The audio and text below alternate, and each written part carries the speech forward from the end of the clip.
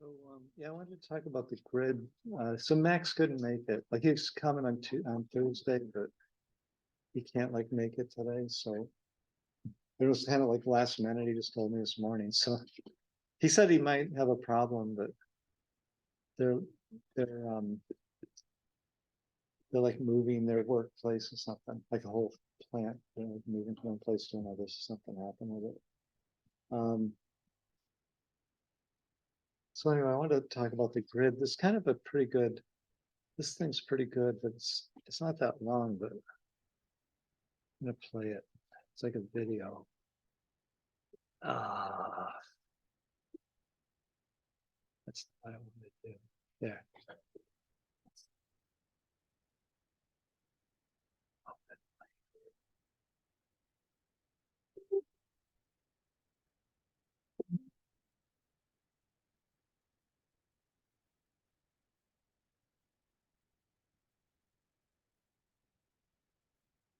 That works. I do that. It's like a video about the grid. Let's see. This isn't bad. Mute. It's something about a sandwich. Other now.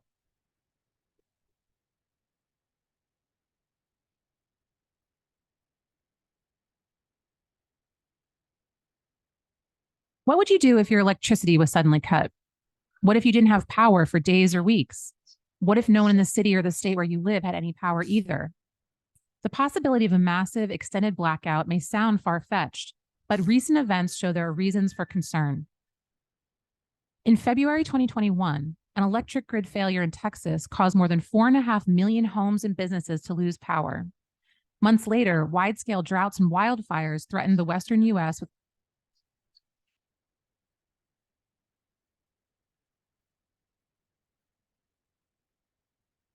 Yeah, maybe we don't need to listen to it. Anyway, it's a pretty good thing, but we'll skip it. Yes. Um, anyway, so this is a fun. We use energy, lots of energy, but there are going to be some big changes in the way we use energy. The world is running out of oil and natural. Right.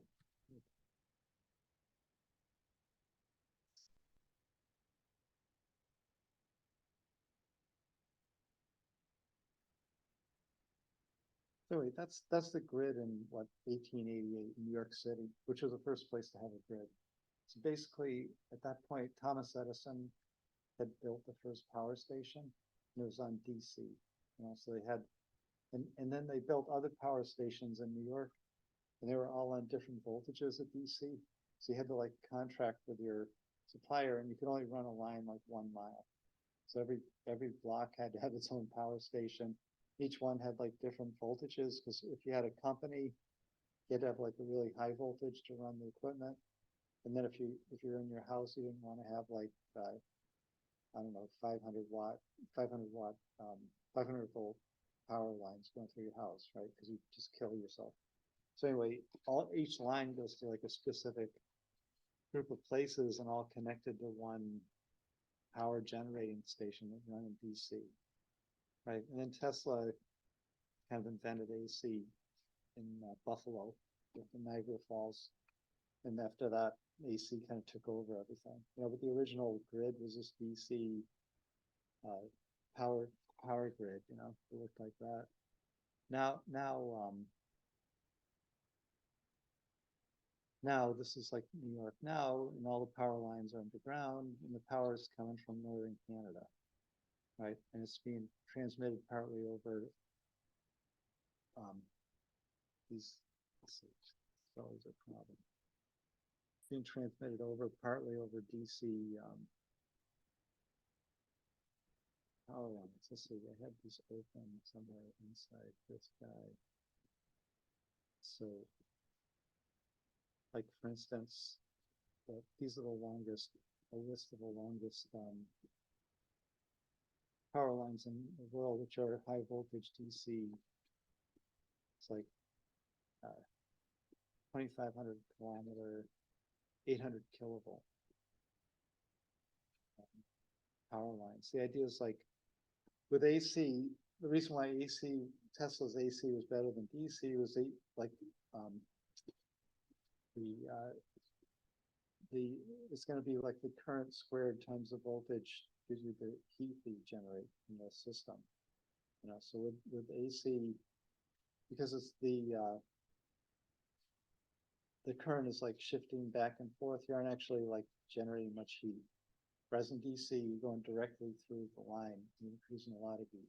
So the power you get is the current times the voltage, and the heat is like proportional to the current. So you get a lot more current in DC usually than in AC, because basically the current's going straight through it, and AC is oscillating back and forth. So you get less loss on AC than you get with DC.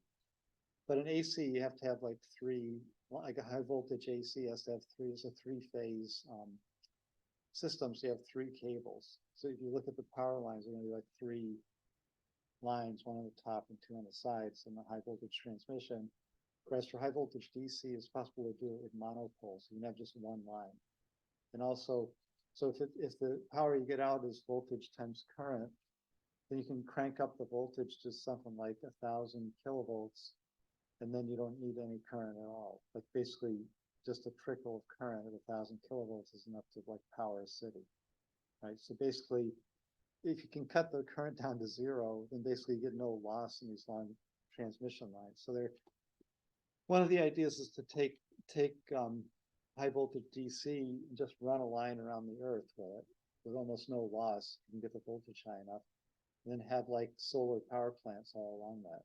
So you can put the solar plants like in the deserts, and then just run the lines to the cities.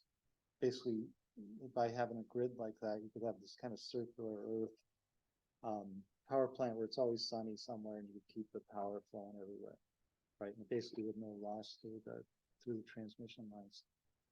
So these things already exist, like these huge, more than 1,000-mile transmission lines, right? Kind of usually in places where you have a location like the Sahara Desert, and you want to take electricity from the Sahara Desert and bring it to Europe, like around the Mediterranean or through the Mediterranean. There's plans to build this kind of, and parts of this already exist, like high voltage DC transmission intercontinental, from Africa to Europe. So you could just kind of cover the Sahara Desert with solar panels, or get the power from the Congo River. It's like the second largest river in the world, and just pipe it up to Spain into Europe, right, through these high voltage DC lines. Anyway, so that's part of the grid. That's like the future of the grid. One of the futures of the grid is this kind of ability to transmit electric power over huge distances. There's other kinds of issues. So that's kind of a map of the grid of the world, I guess. So basically, Africa doesn't have a grid for the most part. South Africa has somewhat of a grid. Every place else has really limited grid. And you can see the US and Europe are kind of like dominating this thing, right? So anyway, so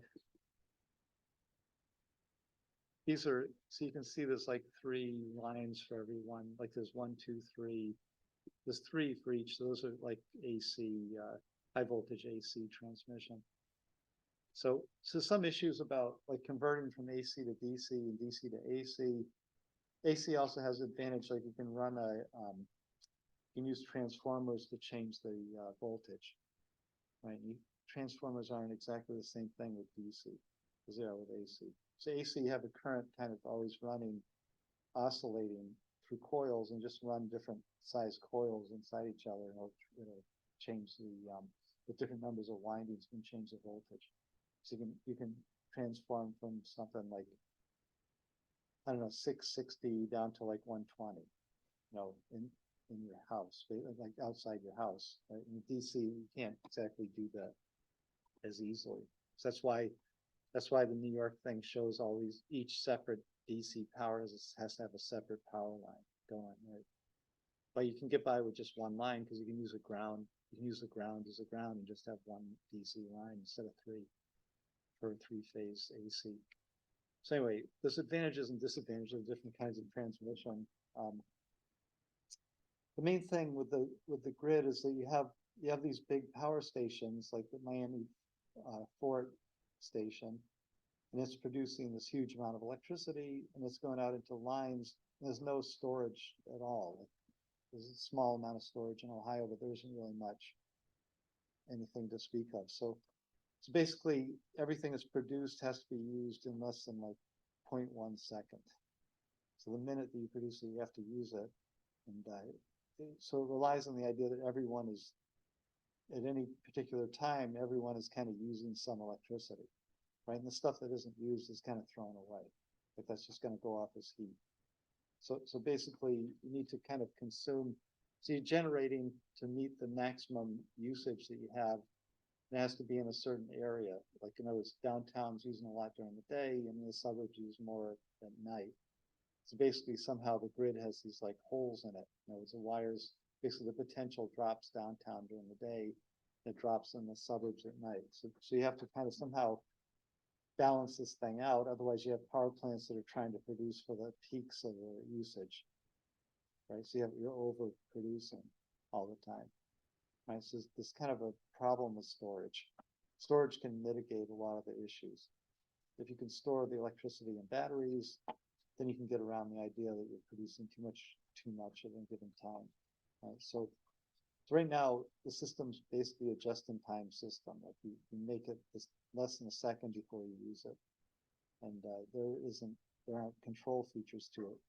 Like if you think about like the water supply, so if you go to the water plant, which we could tour if you guys want to, but Cincinnati has one of the best water plants in the world, basically because there were problems with the Ohio River. Like there were a bunch of different things get dumped into the Ohio River over the years. So they have carbon filtration where they make their own activated carbon. They have an activated carbon plant. Then they have UV treatment, and then a lot of sand filters. It's an interesting place to tour. But anyway, they also have, so they pump the water out of the river, and they have big lakes. There's a golf course right next to the main pumping station, like near where 275 crosses the Ohio River on the east side. Anyway, so there's lakes there that store. So, and then they pump out of that. They pump into other containers like water towers and stuff, water tanks, right, throughout the city. So there's all these buffers so that when you get a glass of water, it isn't just like produced at that 0.1 second before you used it. And they don't have to constantly be pumping water when no one's using water. They have these storage tanks, right?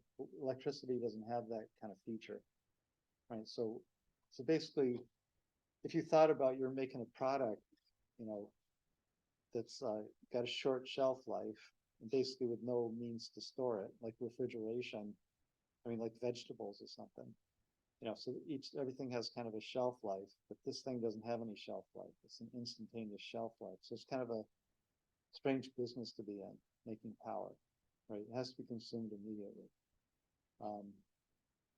Transmission turns out isn't that big of an issue, and it's getting even less of an issue. Like this high voltage DC means you can basically transmit as far as you want with almost no loss.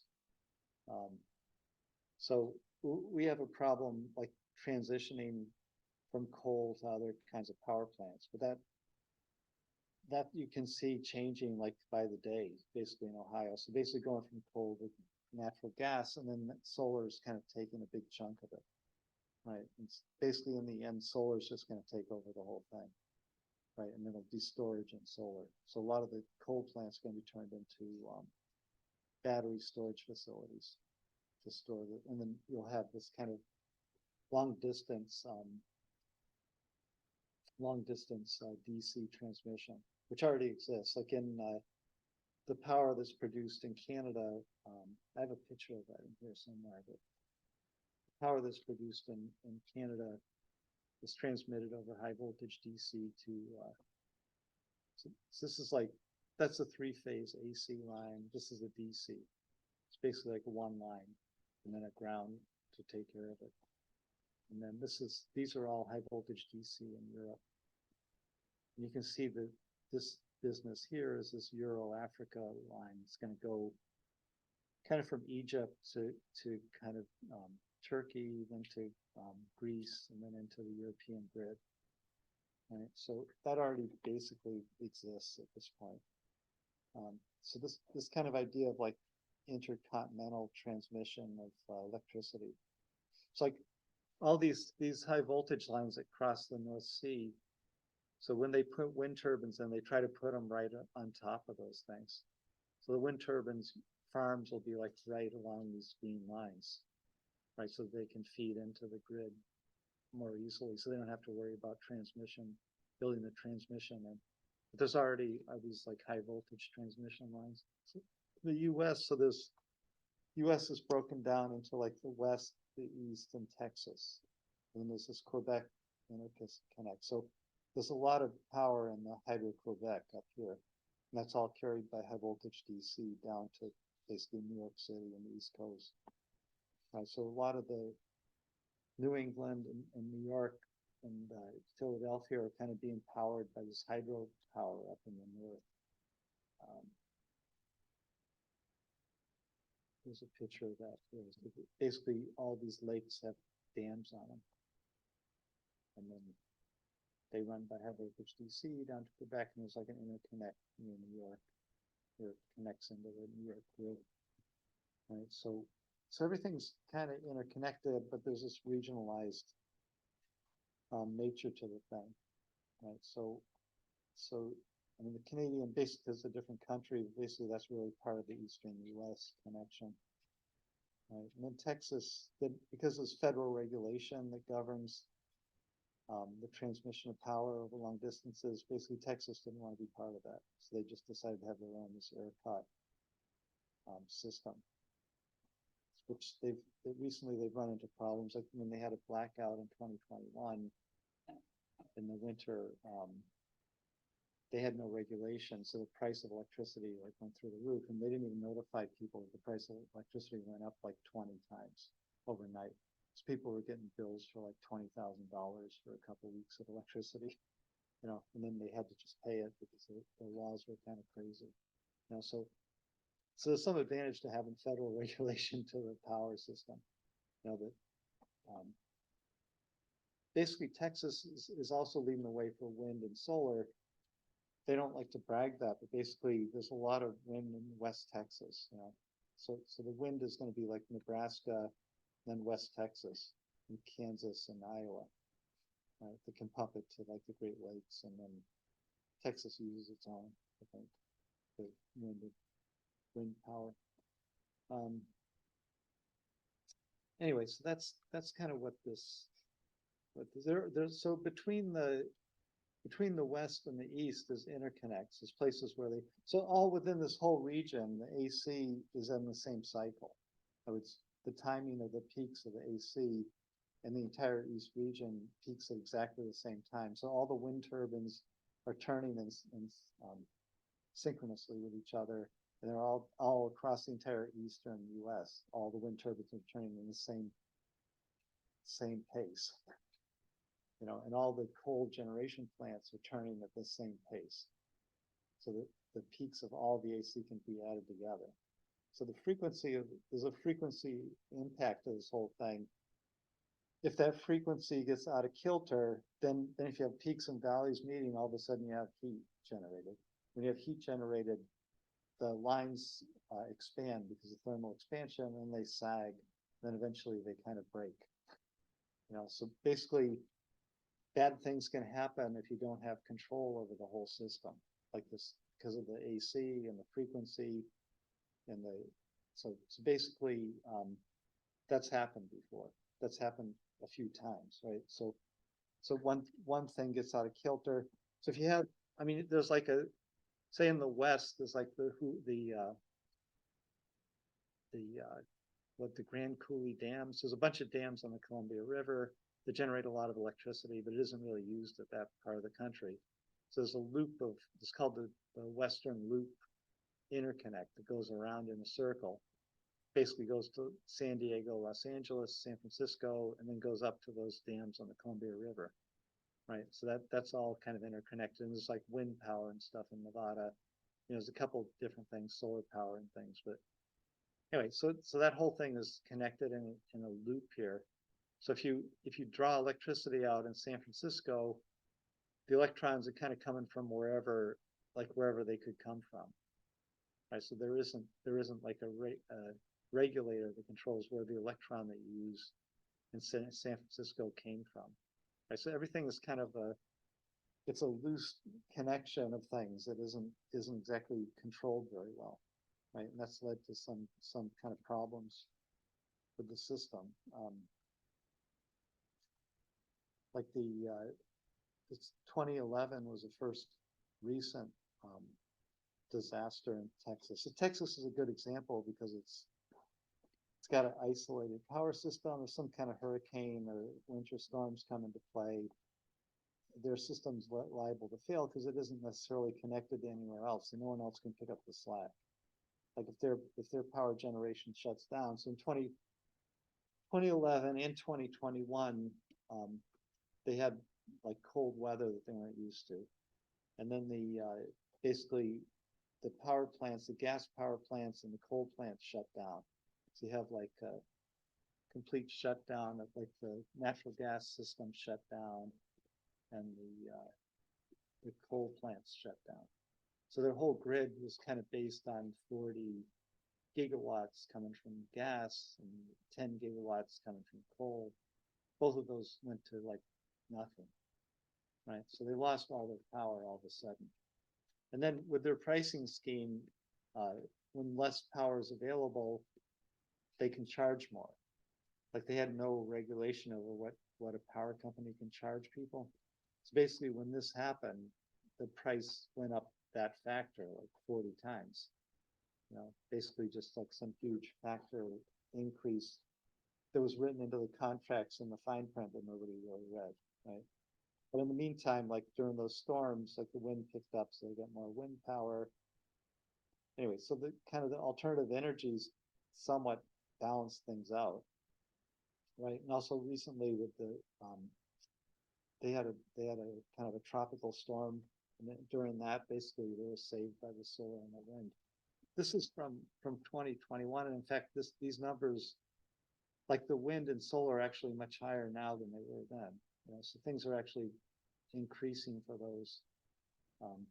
This chart's, you know, it's like 3 years old now, I think. But so anyway, so that happened with basically due to lack of supply, the system completely collapsed. And there were a lot of finger pointings going on, but basically ended up being that the gas plants shut down, you know, because they weren't winterized. They didn't expect it to get so cold and so much snow. So you can see like the natural disasters are kind of making things worse for the power grid. But even with that, the power grid is antiquated because all the power plants are more than 50 years old. Basically, I forget what percentages, because of 70% or something, or more than 50 years old. It's listed here somewhere. Up here. Well, it doesn't list, but basically it says all of them will need to be replaced. So basically the whole system's aging, and it needs to be kind of automated, you know, so that and storage has to be added to it. I think that's kind of the main issues with the power.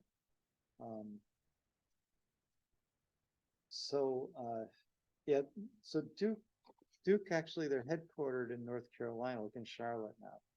So it's kind of embarrassing that North Carolina is the place where a lot of the power outages have been due to hurricanes. You know, I think they had like 5 hurricanes in a couple of years or something. So basically their grid's all above ground in North Carolina, no buried lines, and it all gets wiped out every time a hurricane hits. So Duke was kind of in the target for a while for those issues. You can see that they're trying to build up more structure like burying power lines, but the hurricanes just keep coming.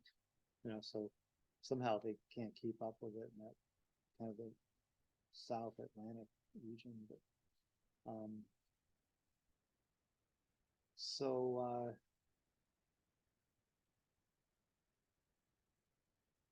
and people trying to deal with it with money.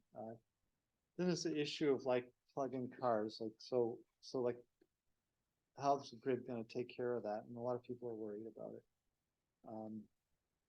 So there's a story from New York about this, how the electric cars, so the, basically the grid in New York, like a lot of wind power and solar power is being produced upstate New York.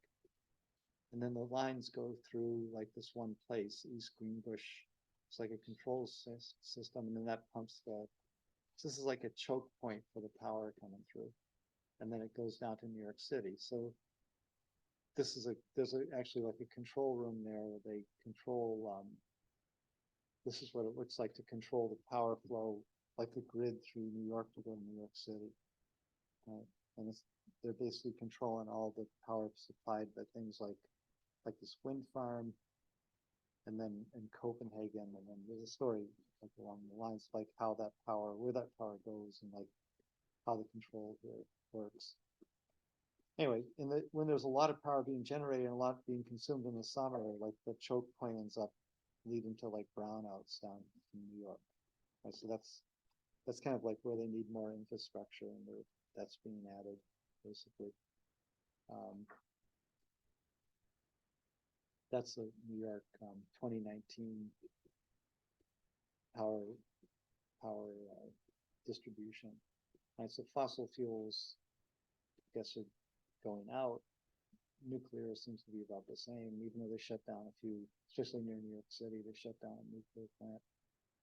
Then hydroelectric, which is Niagara Falls, and then wind and solar.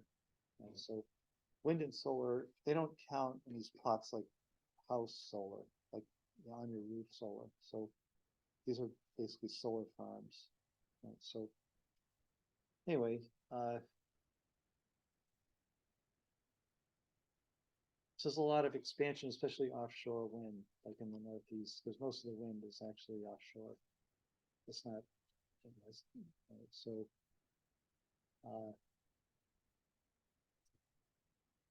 anyway, so the idea is like with electric cars, so the grid's gonna have to support it. And if you live in an apartment, or this is in London, I think it's in London, yeah. So basically this company's putting in these like pop-up plugs for your car that somehow you can pay to use these things.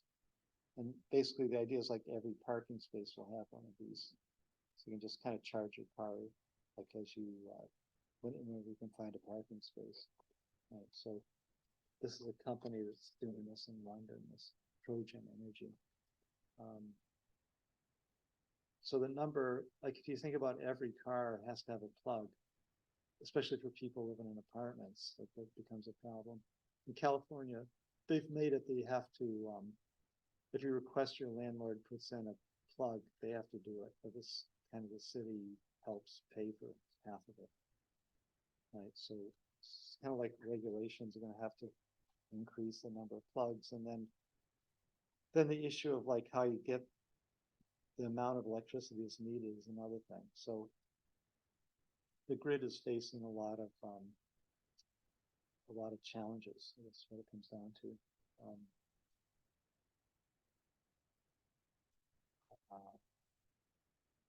Yeah, so that's just a map of where the high voltage transmission lines are in the US.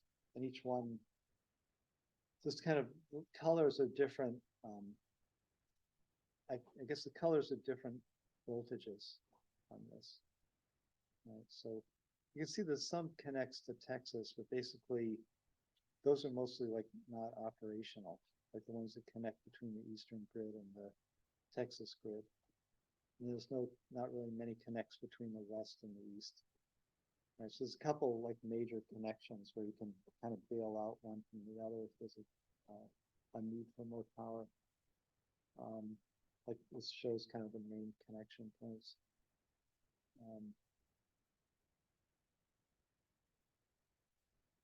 Anyway, there are this dark green are the high voltage DC lines. You can see that goes to the what is it? The Hoover Dam's in Nevada, right? And that is the Grand Coulee Dam, I think, in Washington on the I can't think of the river now. But anyway, that goes basically down to San Diego, that high voltage DC line. There's a few other high voltage DC from, I think this is going from kind of wind power in the Midwest to basically towards Minneapolis and Chicago. And then this is coming from Quebec. There's a bunch of high voltage DC lines in Quebec coming into the kind of into New York City, but that's another map of the grid kind of in North America. This is showing a map of a table of like energy production capacities. So, and this is, some of these are truncated because it goes up to 282,000 megawatt hours. So that's some huge number, right? For dam in Brazil and the Three Gorges Dam, that's a recently made dam in China. There was a lot of debate over the environmental impact of that thing, but anyway, and then the normal things are like 11,000 megawatt hour Hoover dams, right, on the Columbia River, right, in Washington State. And then you can see nuclear power has a lot of firepower to it, right? Well, Fukushima, which doesn't exist anymore, 95,000 megawatt hour, right? So it's, and then Bruce in Canada, 138,000 megawatt hours. So it's big, like nuclear has the potential to produce a lot of electricity, right? It's a huge amount of power in a small plant, but it's side problems too. But in the coal plants like Taiwan, India, it's like the biggest coal plants. Geothermal, and then if you look at like, solar, they have to go to a different scale because it's 10,000, just down like at the smallest numbers here. Get the wind farms and the solar farms and offshore wind, but it doesn't really add up that a lot of this is going to be like individual households. So it's going to be like small pieces added in, not so much like big facilities. And you can't do like a dam in your backyard, right? So basically this is set up only for large centralized facilities. This stuff is mostly set up for smaller scale. There's going to be a lot more number, but not as big for each. And then this is showing the consumption compared to the production, right? So kind of how the number of people goes with the power supplies. Somehow that all this stuff has to be meshed together in the grid. That's the idea. Like that thing has to fit together somehow. Like beyond Texas and North Carolina, the biggest, like the most famous grid problem is this thing in Cleveland, Toledo and Cleveland. So in 2003, so basically this was an issue that there was a frequency mismatch, and then that led to the entire East Coast went into a blackout from that. It lasted a few days. Right. So basically there's a loop like the western loop in California and Nevada. There's a loop around Lake Erie, and basically again like the AC all has to be at the same frequency all around this. This happened I think in the summertime, yeah, August 2003. So the heat was a problem, and then the power line sagged. They hit some trees, and then the frequency got out of kilter. And in 2003, the power stations talked to each other by telephone. They didn't have a computer linkage. So basically, they couldn't react to it fast enough to prevent a complete failure of the East Coast. This is the phase difference of the AC cycle. Right, so once it reaches 180 degrees, then everything blows up. So it reached like 115 and then kind of approached 180, and then everything shut down. Because that's where you just produce heat, you don't transmit any electricity at all. Right. So that was basically what happened in Cleveland. Right. So now they have these PMU devices that they put in the lines that automatically adjust this kind of frequency problem, so you don't get that kind of disaster happening. That's just showing the same kind of loop, and California. Let's see.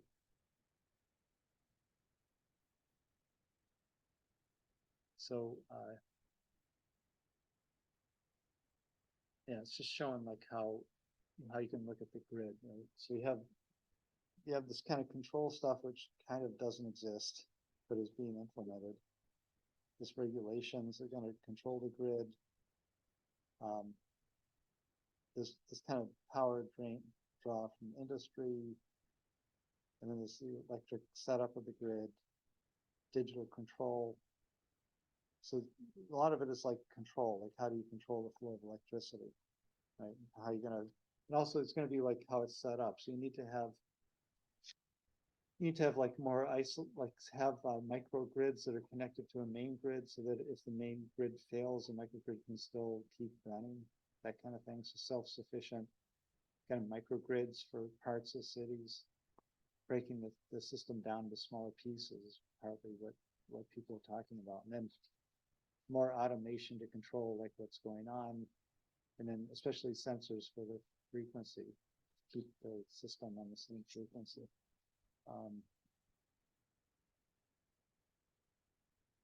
Yeah, so they talk about these things like rotational inertia, which means that like the generators, if you go to Miami for power plant, you see they're spinning. So there's actually is an inertia to the whole system, because they have to be spinning at the same frequency as the AC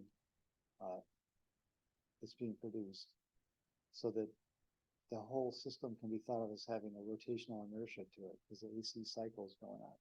So basically, so that's an idea that the system has an inertia to it that has to be taken into account when anything happens to it. Like if you're trying to do a startup of a power plant and put it onto the grid, you have to worry about the inertia of your system and the system and the whole grid itself, that they have to match up, basically. So anyway, so there's some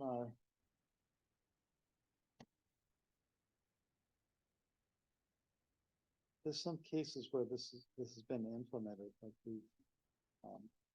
so yeah, one is this kind of idea of microgrid. So you can separate from the main grid and have feed off where your grid has, if it has battery backup, then it can sustain itself even when the main grid shuts down. I think that's mainly the idea of this.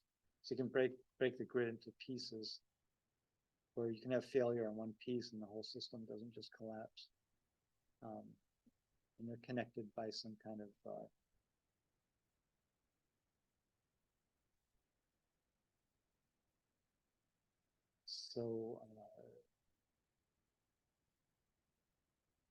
yeah, this is other thing, like a company like Duke once owned all the power plants, and that was the main thing they did, was generate power. And they had a grid that they supported as kind of almost like a service. You know, so they would provide you electricity. Then regulations changed, and then independent operators would come in and set up a gas turbine and feed electricity in, or you can put solar panels on and feed it into the grid too. Right. So then at that point, Duke has kind of sold off all their power plants, and they just have the grid. So they just kind of tax everything that goes through.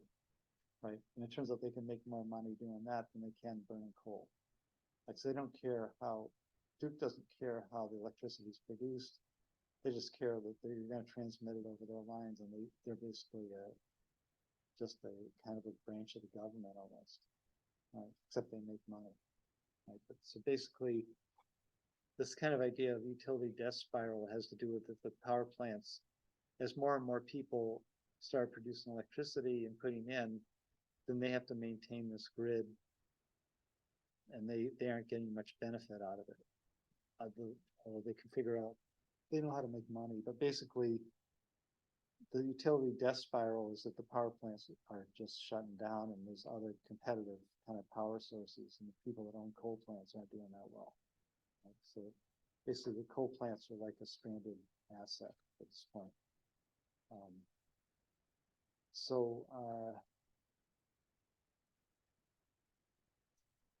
These are just some diagrams of like how the grid kind of how this looks like how you're putting to different kind of customers have different voltage needs. So you just use transformers. Like with AC, you have transformers, and then the power station. Right?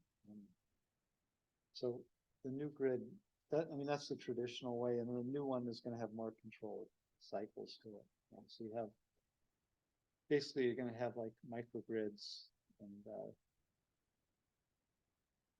EVs. The batteries on EVs can be used to store the electricity and move it to different parts of the city. In a sense, if you're charging it at night in the suburbs, and when you need electricity downtown, you could draw it out of the batteries of the cars that park downtown, and then recharge them before they go home. Right, so you can use the kind of electric cars as kind of a portable power source if you want to fit it into the grid, and then you can somehow make that economically feasible for the people that own the cars.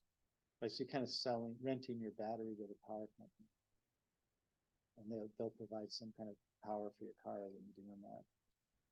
Right, so there's a bunch of different things, ideas like that are out there for this.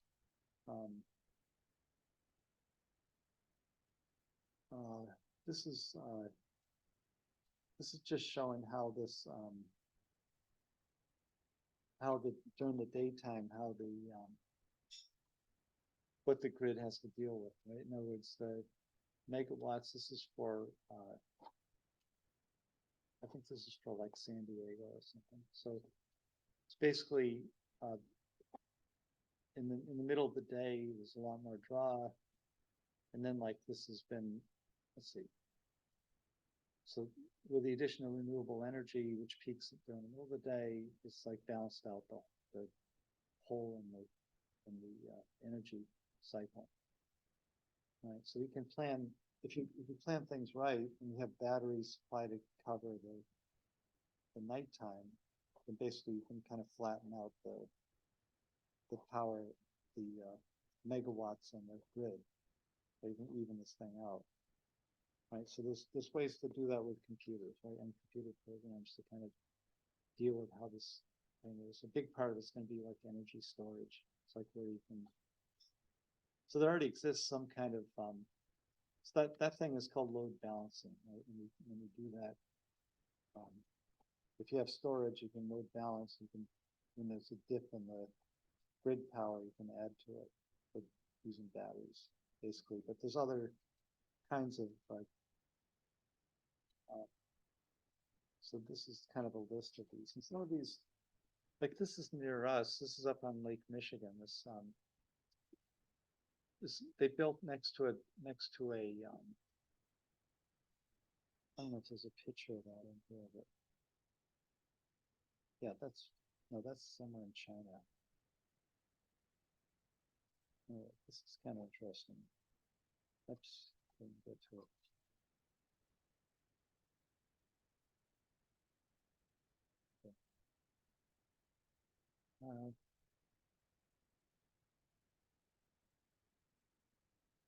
So it's not for sale. It's basically Lake Michigan. There's a nuclear plant here.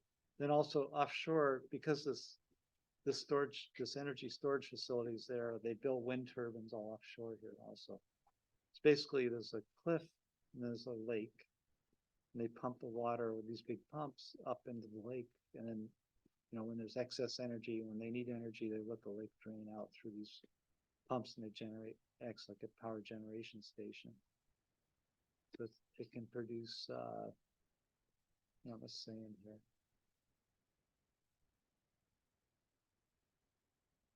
Look at the size of the lake. Okay, so that's one kind of storage that isn't batteries. This hydro pumped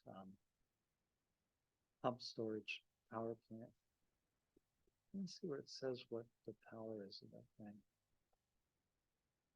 Oh, so it's 1,872 megawatt. So it's a pretty reasonably sized power plant. I mean, it's bigger than Miami Fort by 600 megawatts. Then there's also, they store electricity with compressed gas. Let's see. people are like, Better energy.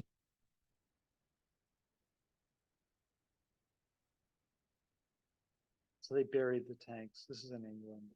And then, like, you can pressurize the tanks and then use turbines, use the pressured air to run turbines. So you can store the energy that way. Then Iowa battery storage.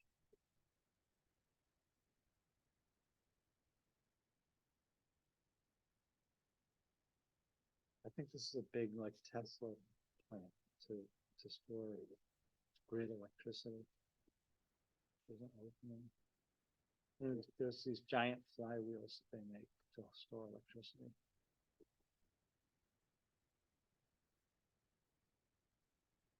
So, not this guy.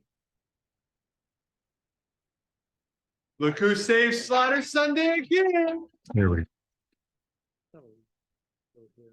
But this is the company that makes these flywheels to store. It's basically you spin it and then you can run a generator off this flywheel, pull electricity off it. I guess it forces you to watch it. Anyway, we don't need to look at batteries. So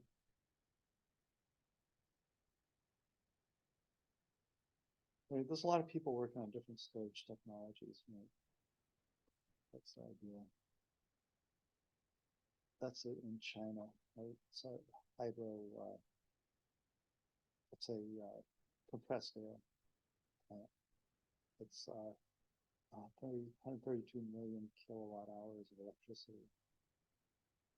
So it's a huge facility for this. That's a battery storage facility in China.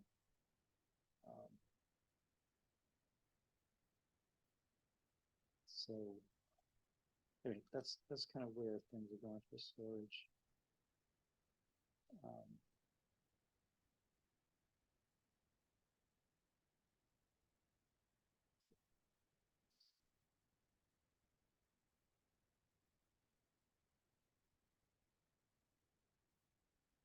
Just showing that. So there's also these Max might talk about super capacitors. So there's an idea like for short term. So if you have fluctuations in the grid, you can dampen them out with supercapacitors, which are kind of like really short-term batteries. So you can see they're going to store electricity, huge amounts of electricity for a short time. And flywheels, batteries, and then pumped hydros is kind of long, high energy, long time storage. So or you can do conversion of hydrogen also. If you, I don't think that actually exists, but basically people can do that chemical conversion, electrolysis of water to make hydrogen and run gas turbines with the hydrogen.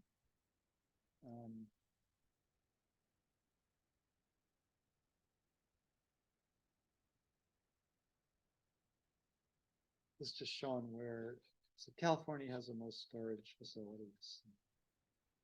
Ohio has at least one we know of, the battery place, and then Michigan, we saw that. So anyway, so there's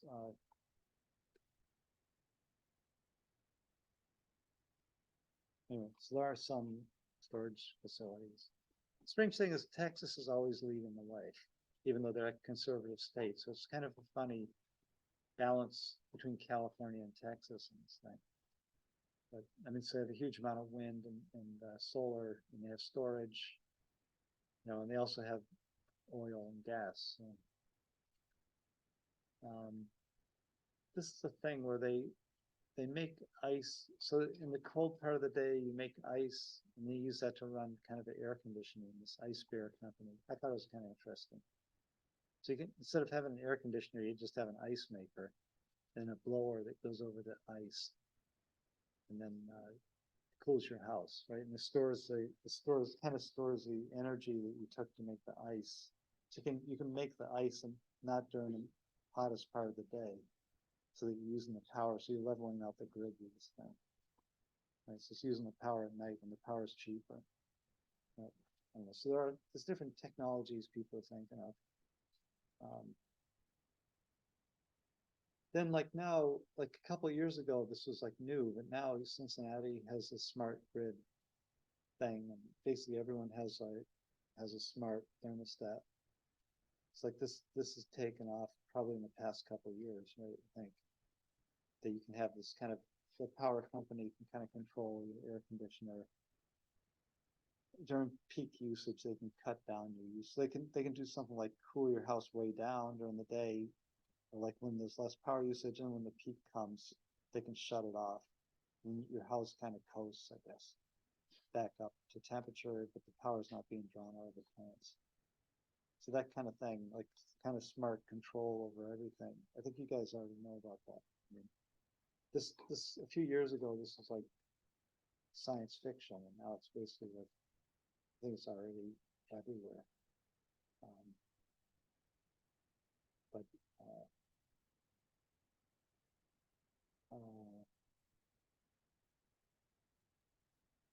anyway, so that's kind of, I'm not sure what else is in here. I didn't really have time to go, I didn't have the time at all to go through this before class, but it's kind of unfortunate because Max just, and I had that other class, so I found out from Max and I had to do that other thing. Anyway, so in Africa, you know, there isn't much of a grid. So Ethiopia just built a big dam on the White Nile, like kind of, must be like right here, I guess. So they've built a grid that goes to basically their city and around the country a little bit. But what you see there is all the power lines that there are in the country. So there really isn't much in terms of centralized power generation. Right. So then Nigeria is kind of in this similar boat. You know, it isn't really they don't have really a grid. That's Tanzania's grid. So it's like nothing. So it's basically they have a long way to go in terms of kind of, if you're talking about electrifying the developing world, it might be better to think about kind of individualized off-grid power sources, right, than to think about reconstructing this huge grid that we have. Because it's probably a better way to do it, because you don't have to worry about maintaining the grid and also people tapping into power lines, you know, without, not illegally. So anyway, so hard to tell where things are going, but anyway, the grid is like a big topic. So I think that Mike Hoffman is going to talk about the grid a little bit. He mentioned that, so I think he'll say something about this. And then Sean will probably say something too, because they're both power guys. It's like next week we'll hear more grid things, I think. But I thought I'd just kind of, I don't know, I have these slides, so I thought I'd go through them, but I didn't find it. So anyway, so hopefully it's okay. Sorry. It's not where it goes. So he'll be here Thursday though, and then we can hear about whatever the battery company's doing there. But all right, thanks for sticking around here.